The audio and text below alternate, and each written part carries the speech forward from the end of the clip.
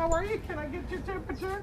Well, that whole morning we had seen all these parents drop off their kids for, childcare, and we're doing a childcare story. And then Mike shows up with his daughter and he looks a little tired. He's rushing to get to work. Good morning.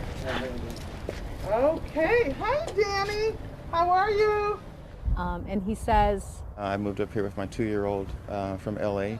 oh yeah, and I'm a single dad and I just got sole custody of my daughter, Danielle. So it's just been us two, basically since the beginning. You keyed in on his story, so I was curious what kind of hit you.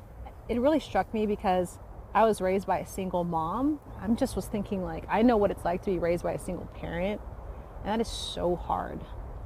I guess learning about Mike, who then introduced us in a way to all these other single fathers, made me think, like, I never had a dad growing up.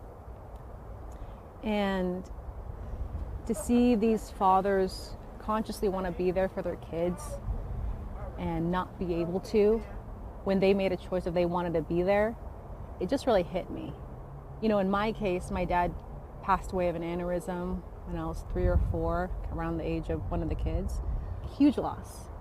When my dad passed away, he was the breadwinner, and we were living in Oakland in a house, and because my mom didn't work, we lost everything. We lost the house.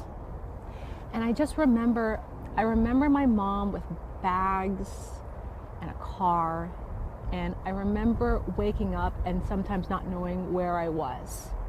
And I guess just seeing these fathers make a choice to be there for their kids, and for whatever reason, systemic barriers, things beyond their control, when they made a choice that they wanted to be there, prevented them. It just left me with so many questions of why.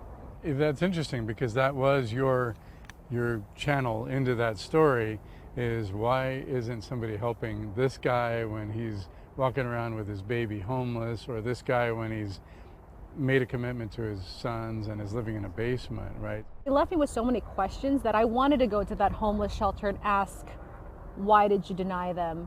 I wanted to go to that police department that said that this father, even though I had troubled past, couldn't live here. Why? And I wanted to go to that state assembly member who says, oh, we need childcare, but it's just not available.